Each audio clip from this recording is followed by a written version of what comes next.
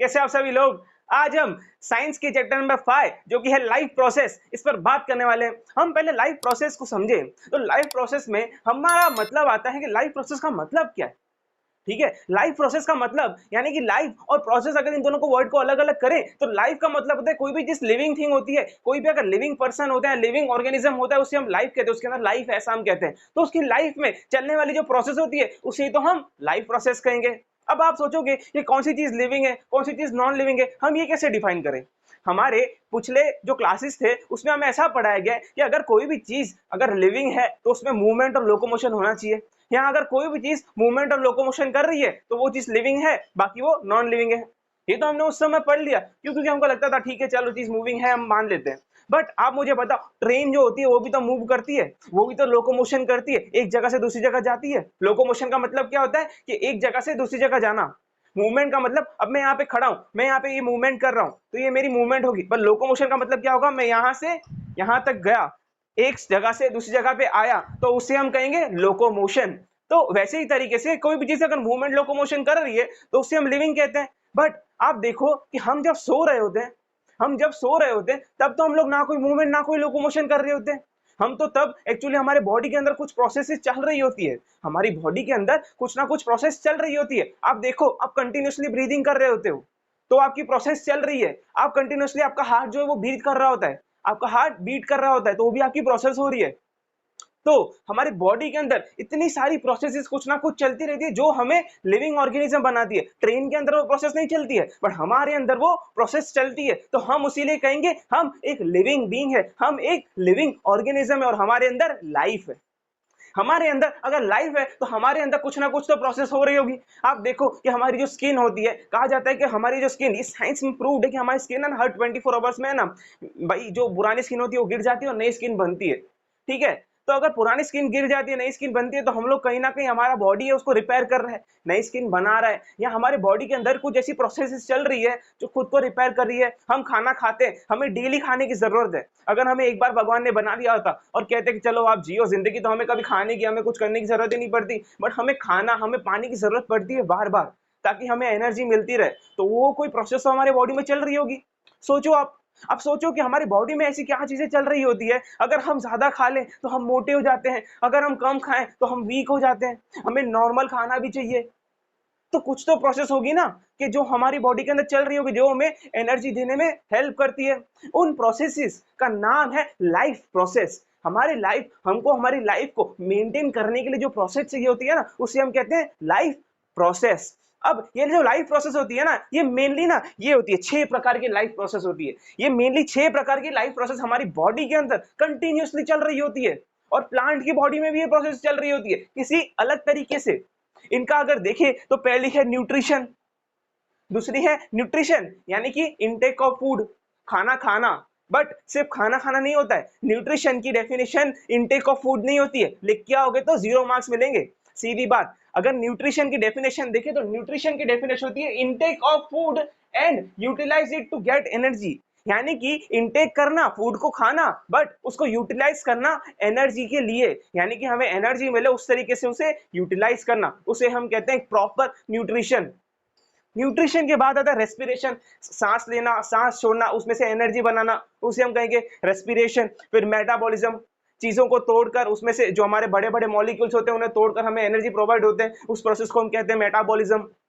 Reproduction, आपकी generation में आगे आगे बढ़ाने के लिए, अपनी खुद की जनरेशन को बढ़ाने के लिए आप ऑफस्प्रिंग बनाते हैं अपने, उसे हम कहेंगे रिप्रोडक्शन। उसके बाद जैसे ट्रांसपोर्टेशन, ट्रांसपोर्टेशन हमारे फूड को एक जगह से दूसरी जगह जब पहुंचाना उसे हम कहेंगे ट्रांसपोर्टेशन। हमारा फूड हमारे पेट में डाइजेस्ट हो गया, हमारे स्मॉल इंटेस्टाइन में डाइजेस्ट हो गया, पर उसको हर बॉडी तक तो पहुंचाना पड़ेगा ना, उसे हम कहेंगे ट्रांसपोर्टेशन। फिर जैसे कि एक्सक्रीशन, बचा हुआ जो खराब खाना जो हमारे काम का नहीं है उसे वेस्ट प्रोडक्ट की तरह बाहर निकाल देना, उसे हम कहेंगे एक्सक्रीशन। हर एक लाइफ प्रोसेस को आपने शॉर्ट में समझ लिया, इन सबको हम डिटेल में आगे में चैप्टर में हम पढ़ेंगे। सबसे पहली हम प्रोसेस को अगर चालू करें तो हमारी है न्यूट्रिशन। न्यूट्रिशन, न्यूट्रिशन का मतलब मैंने आपको अभी बताया। न्यूट्रिशन का मतलब होता है, न्यूट्रिशन की डेफिनेशन होती है कि intake of food and utilise it to get energy. यानी कि फूड को लेना, अपने बॉडी के अंदर उसको खाना या उसको इनटेक करना और उसमें से एनर्जी बनाना, इस प्रोसेस को हम कहते हैं न्यूट्रिशन। अब ये जो न्यूट्रिशन है ना, ये न्यूट्रिशन मेनली 2 टाइप के होते हैं। ठीक है, मेनली दो टाइप के होते हैं यहाँ, टू मोड्स ऑफ न्यूट्रिशन, कोई दो मोड। आप देखते हो ना भाई, कार में ऑटोमेटिक मोड होता है, कार में मैनुअल मोड होता है, तो दो मोड की कार हो गई। वैसे ही दो मोड ऑफ न्यूट्रिशन होता है। दो मोड ऑफ न्यूट्रिशन में कौन से आते हैं? जो आता है, पहला आता है ऑटोट्रॉफिक न्यूट्रिशन, ऑटोट्रॉफिक न्यूट्रिशन, और दूसरा आता है heterotrophic nutrition, heterotrophic nutrition.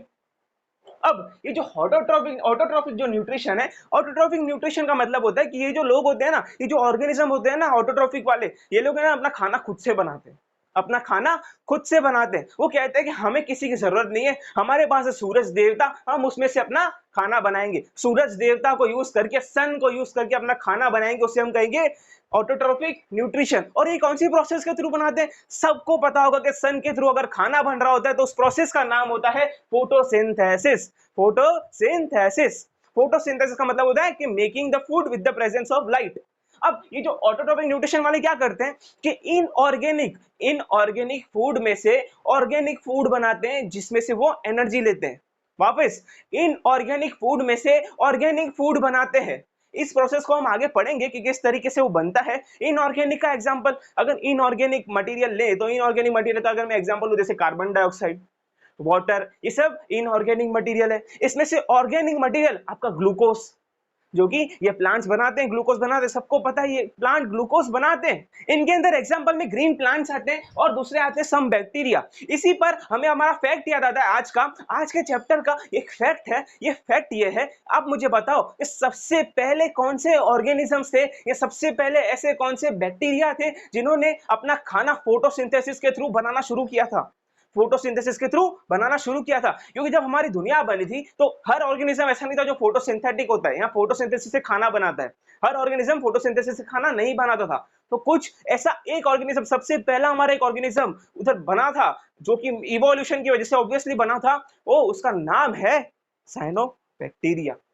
Cyanobacteria, cyanobacteria एक ऐसा बैक्टीरिया है, एक ऐसा ऑर्गेनिज्म है, लिविंग ऑर्गेनिज्म, जिसने सबसे पहले शुरू किया था लीव्स को, या जो उसके अंदर ग्रीन पार्ट होता है क्लोरोफिल, उसको यूज करके सनलाइट के थ्रू फूड बनाना, सनलाइट के थ्रू फूड बनाना, ये उसने शुरू किया था। इसके बाद अगर बात करें तो जो ये ऑटोट्रॉफिक न्यूट्रिशन में जो ऑर्गेनिज्म आते हैं ना, इन ऑर्गेनिजम्स को हम क्या कहते हैं? ऑटोट्रॉफ्स।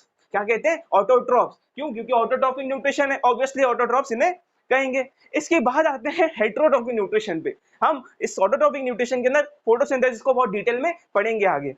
हेटेरोट्रॉफिक न्यूट्रिशन में, हेटेरोट्रॉफिक न्यूट्रिशन, हेटेरोट्रॉफिक, हेटेरो मतलब अलग टाइप के ऑर्गेनिज्म, इससे अलग, हेटेरो मतलब अलग अलग ऑर्गेनिजम्स, और ट्रॉफिक मतलब हेटेरोट्रॉफिक यानी हेटेरोट्रॉफिक ऑर्गेनिज्म अलग अलग तरीके के।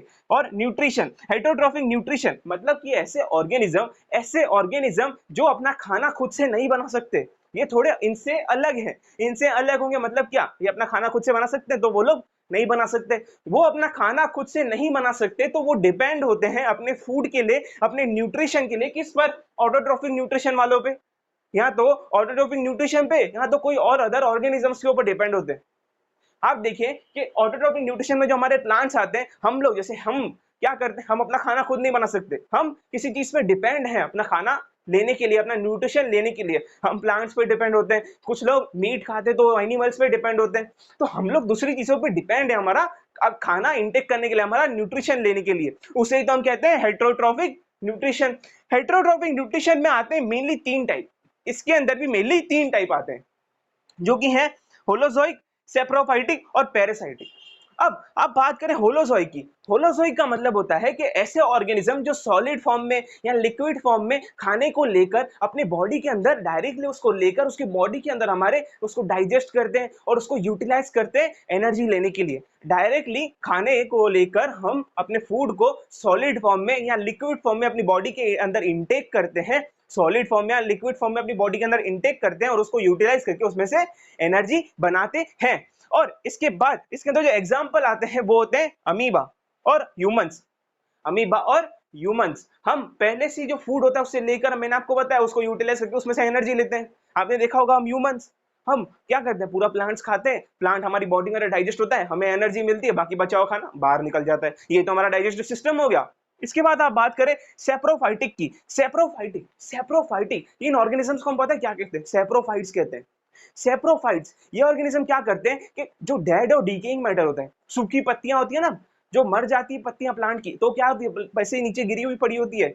आप देखेंगे जो सूखी ढाल होती है प्लांट की, यानी कि जो ड्राइड ब्रांचेस होती है प्लांट की, उनके ऊपर ये ऑर्गेनिज्म आकर उसमें से न्यूट्रिशन लेते हैं। ये ऑर्गेनिज्म सेप्रोफाइट जो है वो उसमें से न्यूट्रिशन लेते हैं, उसमें से न्यूट्रिशन लेकर वो अपने आप को खाना न्यूट्रिशन प्रोवाइड करके और यूटिलाइज करते हैं as a form of energy, utilise करते हैं एनर्जी लेने के लिए या एनर्जी बनाने के लिए।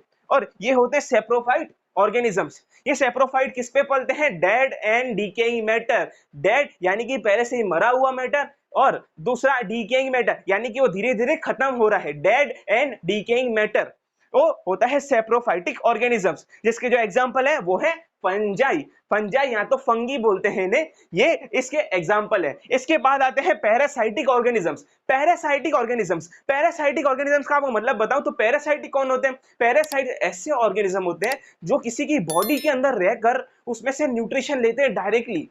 यानी कि ऐसे लोग जो आपका खून चूसने वाले लोग नहीं होते, आपका खून चूसना, आपका जिंदगी भर आपके साथ रह के, वैसे लोग, उन्हें हम पैरासाइट्स कहते हैं। ऐसे ऑर्गेनिजम्स जो एक इंसान दूसरे इंसान की बॉडी के अंदर रहकर उसका जो है ना न्यूट्रिशन लेते हैं, उसका पहले से ही डाइजेस्टेड न्यूट्रिशन अपने अपने आप को न्यूट्रिशन प्रोवाइड करने के लिए उसका न्यूट्रिशन लेते हैं, और वो उससे क्या कहते हैं, जिस बॉडी के अंदर वो जाते हैं ना, उससे वो कहते हैं होस्ट बॉडी। क्या कहते हैं? Host body. और ये जो पैरासाइट होते हैं ना, इसका अगर एक बहुत ही अच्छा एग्जांपल आपको बताऊं ना, तो आप सबने देखी होगी मूवी वेनम। वेनम वेनम करके जो मूवी थी ना, उसके अंदर एक पैरासाइट होता है ब्लैक कलर का। वही पैरासाइट उस ह्यूमन के अंदर रहकर उसमें से न्यूट्रिशन ले रहा होता है। वो पैरासाइट ह्यूमन के अंदर रहकर उसमें से न्यूट्रिशन ले रहा होता है, और उससे हम पैरासाइट कहते हैं, और जो ह्यूमन है ना वो उसका होस्ट हो जाता है। तो इस तरीके से पैरासाइट वर्क करते हैं, इस तरीके से पैरासाइट्स काम करते हैं, अपना न्यूट्रिशन लेते हैं। पैरासाइट, इनका जो अगर एग्जांपल देखें तो वो होते हैं कस्क्यूटा, जिसे हम अमरबेल भी कहते हैं, और टिक्स, लाइस। अब कहते हैं टिक्स, पता है डॉग्स के अंदर छोटे छोटे ऑर्गेनिज्म, छोटे छोटे वो कीड़े जैसे आ जाते हैं, उन्हें हम टिक्स कहते हैं। लाइस, लाइस यानी कि जुएं, जो हमारे बालों के अंदर जुएं होती है वो लाइस। लाइस, लीचीज, लीच पता है खून चूसने वाली लीचीज होती है, चिपक जाती है, बहुत देर तक निकलती नहीं, उसको खींच के निकाल नहीं सकते। वो लीचीज जो खून चूसती है, कंटिन्यू खून चूस सकती है। और एस्केरिस, एस्केरिस, एस्केरिस एक तरह के वर्म होते हैं, राउंड शेप्ड वर्म होते हैं। वो वर्म क्या करते हैं, किसी की भी बॉडी के अंदर जाकर और उसकी बॉडी में से न्यूट्रिशन लेना शुरू करते हैं, और उससे एट द एंड डेथ हो जाती है, उस ऑर्गेनिज्म की एट द एंड डेथ हो जाती है। और टेपवर्म, टेपवर्म भी इसी तरह के वर्म्स होते हैं जो किसी की बॉडी के अंदर रहकर उसमें से न्यूट्रिशन लेते हैं। वो बहुत ही फ्लैट तरीके के, सिंपल ऐसे एक डंडी जैसे वर्म होते हैं, छोटे से।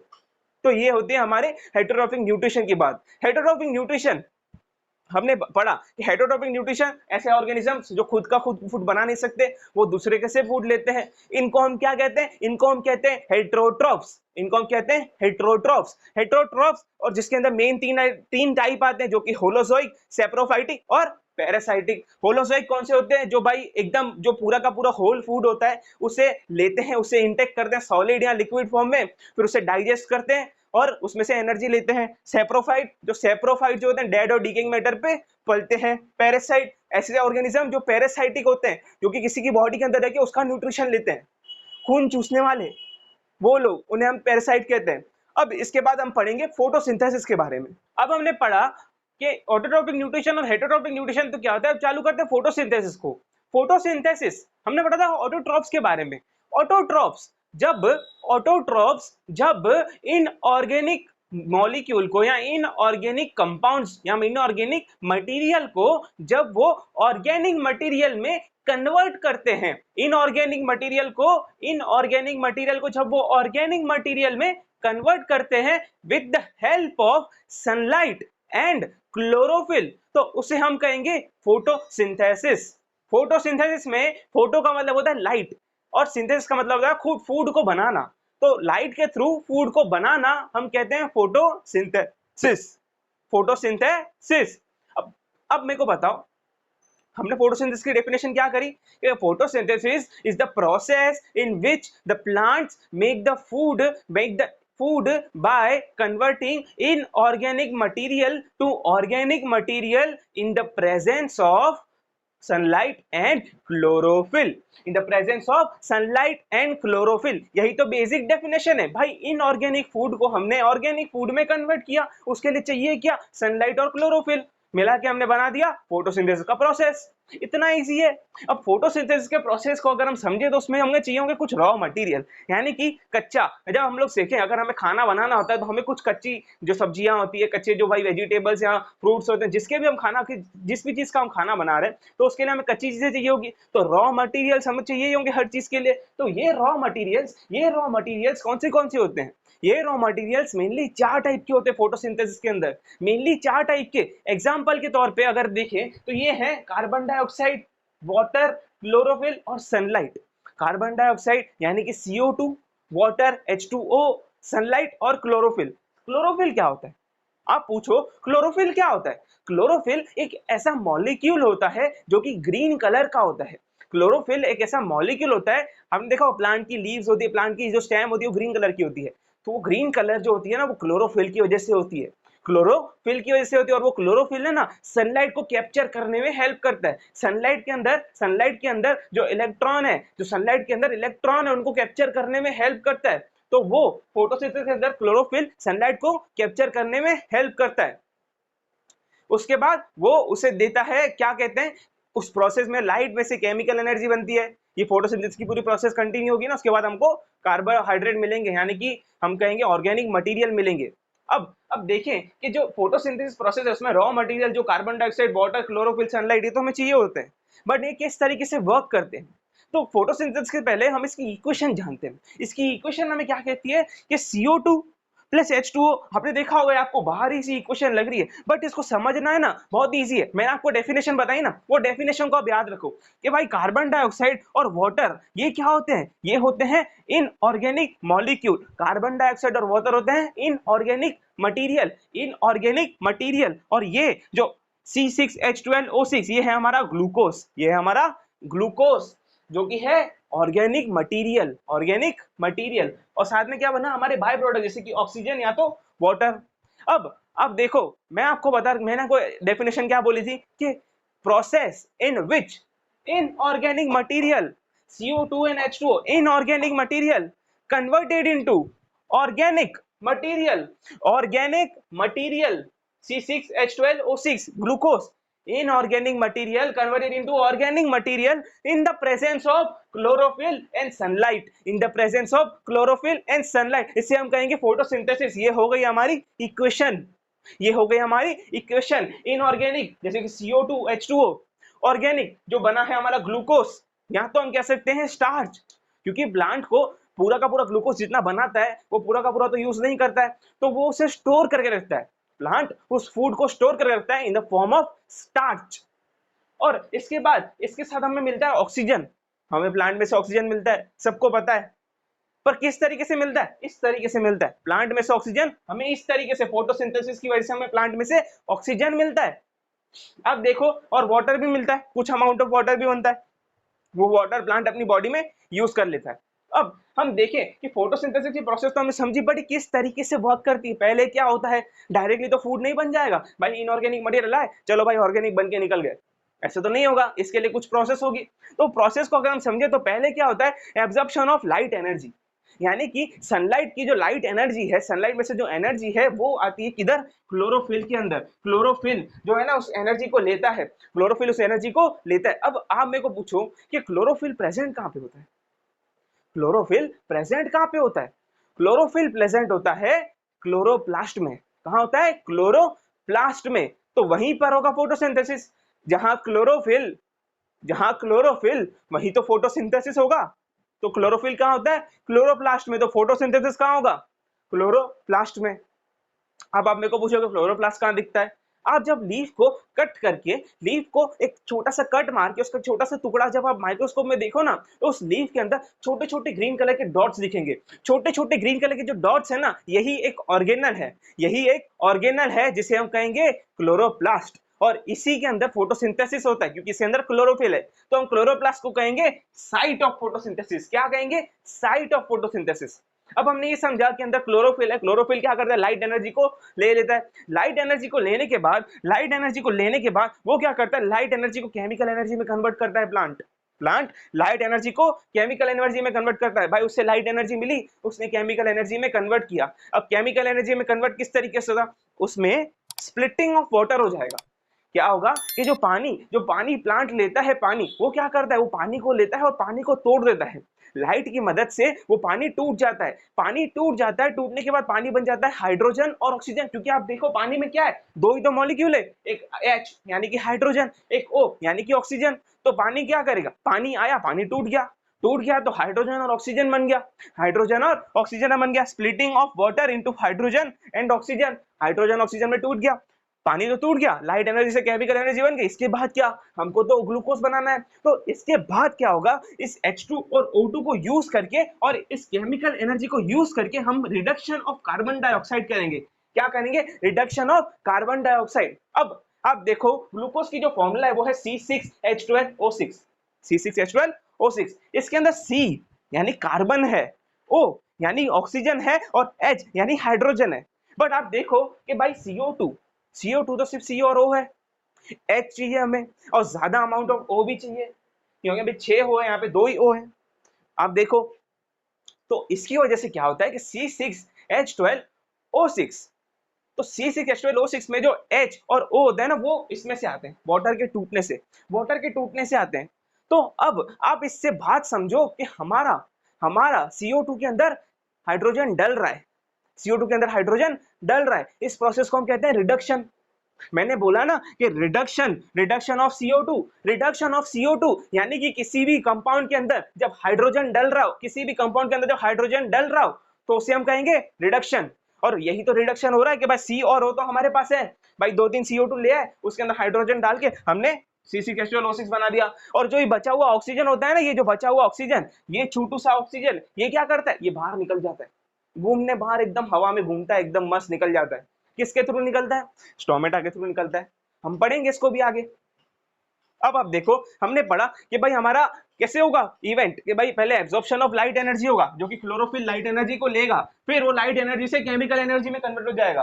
किस तरीके से होगा भाई, स्प्लिटिंग ऑफ वाटर हो जाएगा, भाई पानी टूट जाएगा H2 और O2 में, H2 यानी हाइड्रोजन और ऑक्सीजन में, ऑक्सीजन चला जाएगा बाहर, हाइड्रोजन को यूज करके हमें ना CO2 को रिड्यूस करेंगे, CO2 का रिडक्शन करेंगे, हाइड्रोजन उसके अंदर डालेंगे, रिडक्शन करके हम क्या बनाएंगे, ग्लूकोज। रिडक्शन करके हम ग्लूकोज बनाएंगे। हमारा बचा हुआ ऑक्सीजन ये रहा, ये बचा हुआ ऑक्सीजन निकल गया और बचा हुआ पानी जो नहीं टूट पाया, वो बचा हुआ पानी निकल आया। यही तो आपकी पूरी की पूरी इक्वेशन हो गई। समझ आया, यही तो इस तरीके से हम समझ रहे हैं, ये तो हमारा फोटोसिंथेसिस का प्रोसेस है। अब देखो फोटोसिंथेसिस में क्या होता है ना, हमें CO2 की तो जरूरत पड़ती है, ठीक है, हमें ऑक्सीजन भी बनाते हैं प्लांट, बट कुछ कुछ जगहें ऐसी होती हैं जहाँ पे पानी की बहुत ज्यादा कमी होती है, होगी, जैसे कि डेजर्ट एरिया। तो डेजर्ट एरिया में जो प्लांट्स होते हैं, वहां पे तो प्लांट्स होते हैं, तो वो प्लांट्स किस तरीके से फोटोसिंथेसिस करते होंगे, तो डेजर्ट एरिया में प्लांट्स क्या करते हैं, CO2 को लेकर जमा करके रखते हैं, उसको ऑटोमेटिकली यूज नहीं करते। CO2 को दोपहर के समय में पूरा CO2 लेते हैं और उसको जमा करके रखते हैं, और फिर रात के समय में पूरा का पूरा पानी लेकर उसको जमा करके रखते हैं, रात के समय में पूरा का पूरा पानी लेकर उसे जमा करके रखते हैं। जैसे ही अगले दिन सनलाइट आती है, वो CO2 पानी को तोड़कर CO2 के अंदर रिडक्शन करके वो बनाते हैं ग्लूकोज यानी कि जब उन्हें पानी मिलता है ना, तो बहुत लिमिटेड अमाउंट ऑफ वो रिसोर्सेज होते हैं उनके पास, उन प्लांट्स के पास बहुत लिमिटेड अमाउंट ऑफ मटेरियल होते हैं, वो मटेरियल को यूज करके वो धीरे धीरे करके फोटोसिंथेसिस करते हैं। मतलब ऑन द स्पॉट नहीं करेंगे, यहाँ पे क्या होता है हमारे नॉर्मल एनवायरनमेंट में ऑन द स्पॉट करते हैं फोटोसिंथेसिस, पर वहां पे वो स्टोर करके रखते हैं, उसके बाद वो फोटोसिंथेसिस करते हैं, जब उन्हें स्टार्च की या ग्लूकोज की जरूरत पड़े तब वो फोटोसिंथेसिस करते हैं। अब हमने फोटोसिंथेसिस तो पढ़ लिया, अब फोटोसिंथेसिस के लिए हमें जो CO2 चाहिए होता है, हमने बोला CO2 हमें जरूरत है, जो हमें कहां से मिलेगा, बाहर के एनवायरनमेंट से मिलेगा। CO2 हमें कहां से मिलेगा, बाहर के एनवायरनमेंट से मिलेगा। पर आप सोचो कि CO2 डायरेक्ट प्लांट के अंदर ऐसे तो ना आ जाएगा, ये प्लांट ऐसे ऐसे लीफ पड़ी है, ये CO2 आया और CO2 ने मस्त एकदम जामल एकदम कमाल दिखा दिया, ऐसे तो ना होगा, ऐसे फोटोसिंथेसिस तो ना होगा, कुछ तो जरिया होगा CO2 के आने का। CO2 कहां से आता है, ये gas, CO2 in the form of gas होता है, ऑक्सीजन भी एक गैस है। कैसे आते हैं, वो आते हैं स्टोमेटा के थ्रू। किसके आते हैं, स्टोमेटा के थ्रू। और स्टोमेटा क्या होते हैं, छोटे छोटे पोर्स, छोटे छोटे होल्स जो है ना लीव्स के ऊपर प्रेजेंट होते हैं, छोटे छोटे पोर्स लीव्स के ऊपर प्रेजेंट होते हैं। पर लीव्स के ना, आप देखना जब आप स्टोमेटा देखोगे ना, तो ज्यादातर अमाउंट ऑफ स्टोमेटा लीव्स के ऊपर नहीं, लीव्स के नीचे प्रेजेंट होते हैं। लीव्स के ऊपर भी होते हैं पर बहुत ही कम अमाउंट में होते हैं, लीव्स के नीचे स्टोमेटा प्रेजेंट होते हैं। इसका रीजन क्या होता है, इसका रीजन, जब स्टोमेटा होते हैं ना, जब वो खुलते हैं ना, जब वो स्टोमेटा खुलते हैं ना, तो पानी के लॉस होने का चांसेस बढ़ सकता है। अब पानी का लॉस कैसे होगा? वेपर बन जाएगा पानी। पानी वेपर कैसे बनेगा? कि भाई समझो सनलाइट है, अब कोई भी चीज को आप गर्मी दो, पानी के ऊपर आप गर्मी दो तो वो वेपर बन जाता है ना। तो सनलाइट ऊपर पड़ रही है प्लांट के, तो ऊपर लीफ पे जब प्लांट पे सनलाइट पड़ेगी तो पानी लॉस हो सकता है। पानी लॉस हो जाता है क्योंकि छोटे छोटे होल है प्लांट के ऊपर। पर अगर नीचे होंगे, वहां तो सनलाइट नहीं है, तो वहां पे पानी लॉस होने के चांसेस बहुत कम हो जाते हैं। बट ऊपर चांसेस ज्यादा होते हैं, इसके लिए ऊपर स्टोमेटा थोड़े कम होते हैं और नीचे स्टोमेटा ज्यादा होते हैं। अब स्टोमेटा की अगर बात करें तो स्टोमेटा में क्या होता है कि स्टोमेटा है ना, एक्सचेंज ऑफ गैस में हेल्प करते हैं। यानी वो क्या करता है, CO2 लेता है और इसमें से जो ऑक्सीजन बना ना, इसको छोड़ देता है हवा में।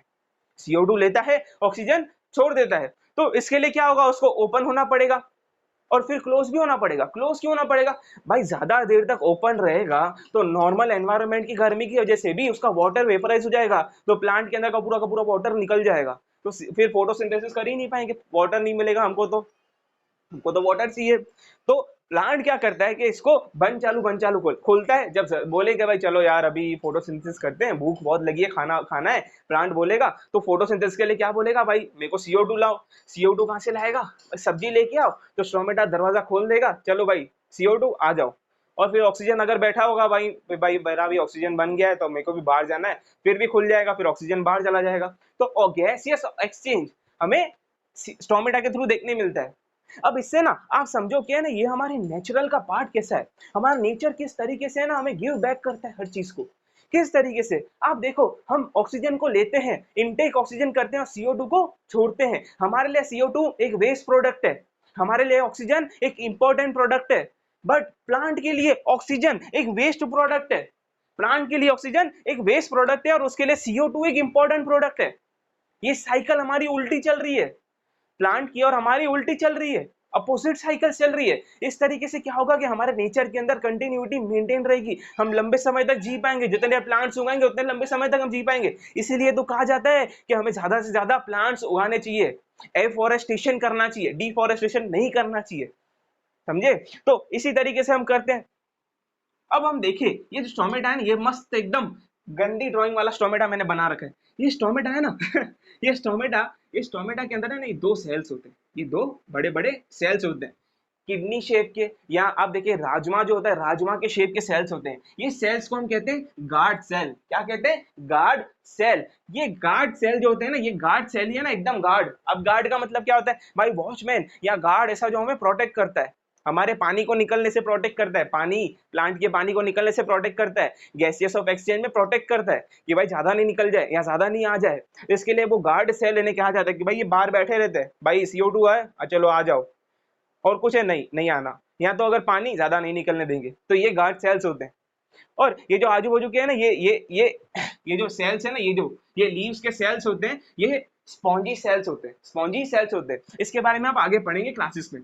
अब इस गार्ड सेल के अंदर, गार्ड सेल के अंदर छोटे छोटे सर्कल दिख रहे हैं, ये छोटे छोटे सर्कल है ना, यही तो हमारा क्लोरोप्लास्ट है। यही हमारा क्लोरोप्लास्ट है, जहाँ पे क्या होता है? फोटोसिंथेसिस होता है। यही तो हमारा क्लोरोप्लास्ट है। अब आप देखो कि क्लोरोप्लास्ट यहाँ पे है, ये गार्ड सेल है, यहाँ पे क्लोरोप्लास्ट है, ठीक है। अब जो CO2 है वो कैसे अंदर आएगा? कुछ तो उसको जगह चाहिए CO2 को आने के लिए। CO2 का आएगा स्टोमेटल पोर के थ्रू, स्टोमेटल पोर के थ्रू। यानी ये छोटा सा जो होल दिख रहा है ना, दो गार्ड सेल के बीच में ये होल, इसे हम कहेंगे स्टोमेटल पोर।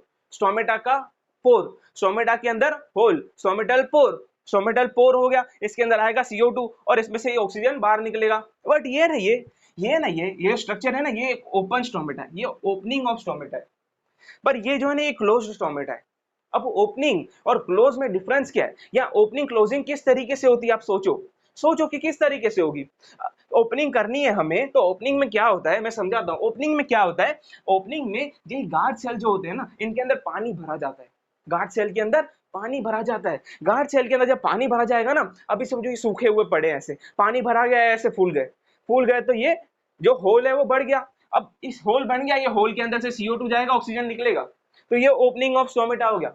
बट अब हमारे पास है ना CO2 की जरूरत हमें नहीं है और हमारे पास ऑक्सीजन भी नहीं है निकालने के लिए, तो हम क्या करेंगे, हम स्टोमेटा को क्लोज कर देंगे। जब स्टोमेटा को हम क्लोज करेंगे तो स्टोमेटा इस तरीके से क्लोज हो जाएगा, ऐसे सिकुड़ के बैठ जाता है छोटा सा बच्चा, जब उसको किसी ने मार दिया हो ना तो ऐसे सिकुड़ के कैसे बैठ जाता है, तो ऐसे ही सिकुड़ के ये बैठ गया है। अब ये सिकुड़ के बैठ जाता है तो इसमें से क्या होगा, इसके होल जो इसके पोर्स होंगे, स्टोमेटल पोर बंद हो गया तो कुछ भी आ नहीं पाएगा और कुछ भी जा नहीं पाएगा, और पानी जो है वो निकल जाता है, गार्ड सेल्स होते हैं ना उनमें से पानी निकल जाता है। अब सूखे हुए पड़े हैं, पानी आया, मस्त फूल गए, जो एक्सचेंज था हो गया, अब जरूरत नहीं है तो पानी निकल जाएगा वापस प्लांट में और फिर वो वापस बंद हो जाएंगे।